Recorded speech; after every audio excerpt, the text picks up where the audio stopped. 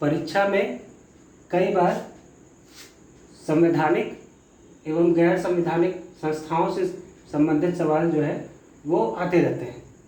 तो इसमें हम देख लेते हैं कि संवैधानिक संस्था किसे कहते हैं, गैर संवैधानिक संस्था किसे कहते हैं। इसमें ध्यान दीजिएगा, यहाँ लिखा हुआ है नॉन कॉन्स्टिट्यूशनल बॉडीज़, इनको हम लोग कहते हैं गैर संवैधानिक संस्थाएं। इसको असंवैधानिक मत कह दीजिएगा, ठीक है। ये क्या है, गैर संवैधानिक संस्थाएं। इसी तरह से इसमें तीन चीज़ें और हैं।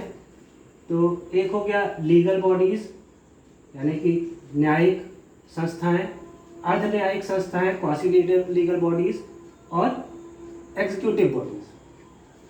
तो पहले देखते हैं कि संवैधानिक संस्था किसे कहते हैं।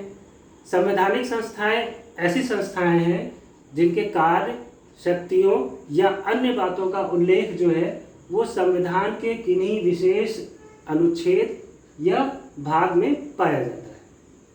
तो इसमें देख लेते हैं कौन कौन से हैं।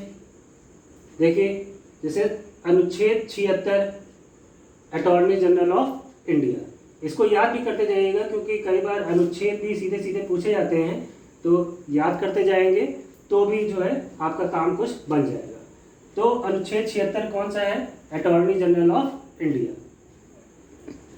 उसके बाद देखिए सीएजी है भारत का नियंत्रक एवं महालेखा परीक्षक, article 148। Article 165 advocate general of state. Article 243I state finance commission, कई बार सीधे सीधे इससे सवाल पूछा जाता है। आर्टिकल 243 के इक्वली इम्पॉर्टेंट है state election commission. Article 243ZD district planning committee. Article 243ZE metropolitan planning committee. Article 263 inter state council, very very important. Article 280 again finance commission, very important. Article 307 inter state trade and commerce commission.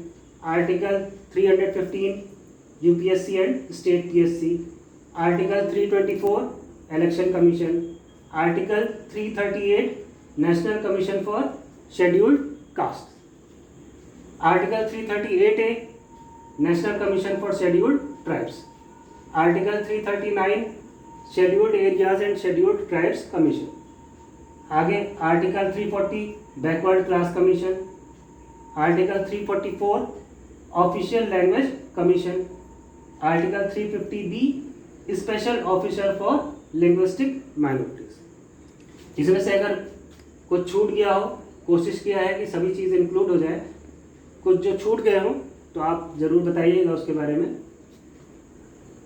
इसके इतर देखिए, गैर संवैधानिक संस्थाएं कौन सी होती हैं, ऐसी संस्थाएं जिनका निर्माण संसद के किसी संकल्प द्वारा किया गया हो उसे हम लोग गैर संवैधानिक संस्थाएं कहते हैं। नौ संस्थाएं जिसका निर्माण संसद के किसी संकल्प द्वारा किया गया हो उन्हें हम गैर संवैधानिक संस्थाएं कहते हैं। अब इसमें देख लीजिए कौन कौन सी हैं। Non constitutional bodies, NITI Aayog हो गया, नेशनल ह्यूमन राइट्स कमीशन हो गया।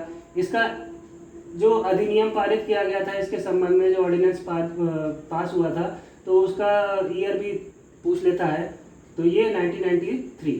State human rights commission, national women commission 1990, central information commission, state information commission, central vigilance commission 2003, central bureau of investigation, Lokpal and लोक आयुक्त, SEBI securities and exchange board of India 1992, national green tribunal NGT 2010, competition commission of India 2002, law commission 1987, UIDAI unique identity authority of India 2016।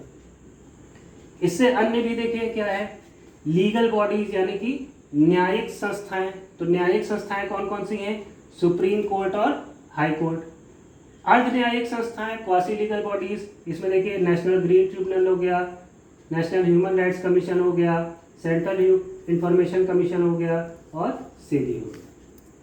उसके बाद executive bodies में कौन सी है, नीति आयोग है। अब देखिए इसमें एक सवाल जो पूछा जाता है, जैसे नीति आयोग के बारे में पूछा जाता है, तो नीति आयोग क्या है, देखिए दो जगह पर दिख रहा है, यहाँ पर भी दिख रहा है, यहाँ पर भी दिख रहा है। तो नीति आयोग क्या है, एक नॉन कॉन्स्टिट्यूशनल एग्जीक्यूटिव बॉडी। इतनी चीज़ों को ध्यान दीजिएगा, आर्टिकल्स को कोशिश कीजिए कि धीमे धीमे आप याद करते जाइए। Thank you.